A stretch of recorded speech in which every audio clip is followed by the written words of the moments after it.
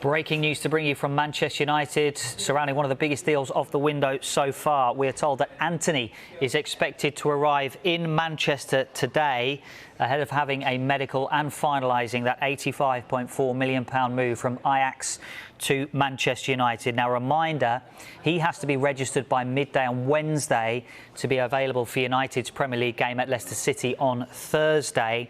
It's thought that at this stage is unlikely as Antony has to sort a visa and work permit. United face Arsenal at Old Trafford on Sunday, so that could be a potential debut for Antony. Also, a development to bring you on Manchester United's pursuit of the Newcastle United goalkeeper Martin Dubravka. The two clubs remain in talks. Now, we're told that Dubravka has made it clear to Newcastle that he wants to make the move after falling behind Nick Pope at St James's Park. He's now the number 2 there. This is where it gets slightly more complicated. United want to do a loan with an option which would then become an obligation to buy. That would depend on a certain number of appearances being made by Dubravka.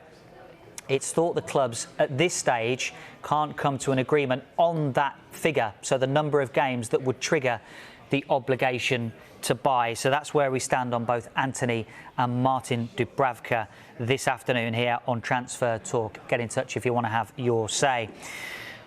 So Antony is going to be in the country for the £85.4 million move. The medical is happening, set to be sorted out over the coming hours and days. They've been chasing him all window. Michael, we've been talking about overpaying for players on this programme already. Should we be talking about the fee? Should we be talking about how long it's taken United to get this deal done? Or is it simply that because it's happened so late in the window, they've had to pay a premium? Yeah, they've probably had to pay more because it is so late. Will Ajax be able to get a replacement in time? That's the problem as well. Of course, United have had other targets as well. Frankie de Jong, we've been talking about for the last 2 to 3 months. But look, let's put it on a positive spin. Clearly a very, very good player, and it's clearly someone Erik ten Hag really, really wants at his football club. Yes, they're paying extra, but as I say, what are we now, Dave? 3 days to go. I think the key is now, let's just get this deal done. And if he's a success, like a number of transfers in history, you don't really talk about them when they've gone well, the fee, but you talk about them when they don't go so well. So I think from United fans' point of view now is that this is a manager who wants this player a lot, and he's close to getting him. If they didn't get him, they'd be getting absolutely slated now. So when they actually are going to get him now, I think it's a bit harsh to criticise the fee and look at it, especially when the money is how it is at the moment. I think just backing the manager and letting the manager have a player that he really, really wants, I think probably Manchester United should just be commended for that, really, at this point. I mean, he's going to become one of Manchester United's most expensive signings ever when this deal is confirmed, if this deal gets confirmed, which it's looking likely it is now. And when you look at Manchester United's most expensive signings, it doesn't feel like there's too many successes on that list. No.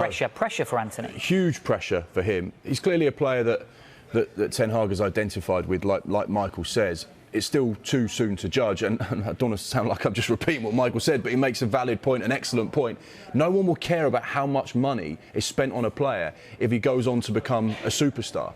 And that's what Manchester United are looking for. They're looking for players that can have an impact, that can walk away from Old Trafford in 5-10 years' time having won multiple titles. That's what Manchester United players are judged on. When you leave this football club, are you up there with the likes of Paul Scholes or Gary Neville or Wayne Rooney or Rio Ferdinand? Regardless of how much money that's been spent on you, that's the most important thing. And I did a little bit of research, and we spoke about it on Good Morning Transfers, some of the signings that Manchester United have made, and we've got a graphic that just illustrates this at the moment. Now, when you look at those Manchester United signings, their most expensive signings, how many of those are actually classed as players that have worked out for the football club?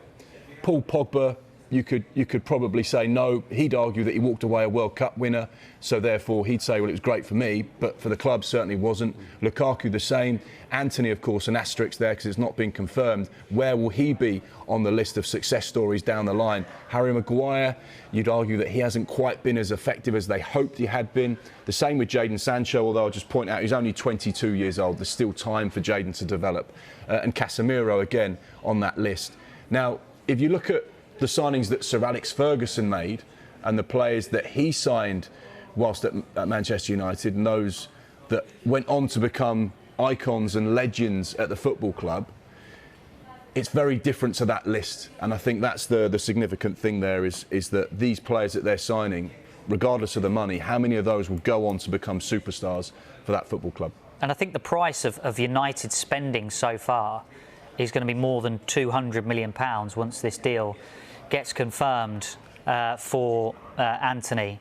So that's where it stands at the moment. But you look at that list though, Dave. I mean, Malacia played really well against Liverpool, didn't he? And I think, wasn't he man of the match or what? Or you know, they picked him out as one of the best players on the field. Eriksen, for me, I'm sure will have a successful season. Lisandro Martinez had 2 games written off, but then was fantastic against Liverpool and clean sheet against Southampton. Casemiro is a winner. You'd question the fee there maybe with the age and the contract length, but once again, if United go on to finish, they have to, you know, what's it, top 4? I mean, we can debate this all day long, can't we? But last week when they lost to Brentford, I heard they were going to finish in the bottom half. They're going to have a terrible season. But it all changes after a couple of wins, doesn't it? The thing is, if you look at that, if you had £226 million to go and spend at the start of the transfer window, could you have done better recruitment than what Manchester United have done? That would be the big question. You look at the likes of Jesus, Zinchenko, Nunez, Haaland. Could they have recruited better if they'd had that transfer pot and gone out and identified players? I think the big thing for Manchester United fans is the length of time it's taken to get to where they are now. Yeah. They're in the last knock-ins of the window, so naturally you're going to pay more than what you'd like. Ajax are a proud club and they're a very well-run club. However, when you're a very, very good player at Ajax, it's rare in this day and age you stay at Ajax for the rest of your career. You're going to go and move on to a club with a lot more money. But do they look at it, their transfer team, their directors, and say, "We took our manager, you've taken our central defender, we're going to keep Antony for now, and we're going to see how we get on until the end of the summer"? I'd love to know what Manchester United fans think about taking players from the Eredivisie and how many of those players that have come over from that league to the Premier League and had an instant impact and been legends when you look at Premier League players. And I think that might be a slight concern. I'm fascinated to see how this project plays out. And Erik ten Hag has certainly turned things around, which is great for United fans. But will they be where they want to be? And that's in the top 4 minimum.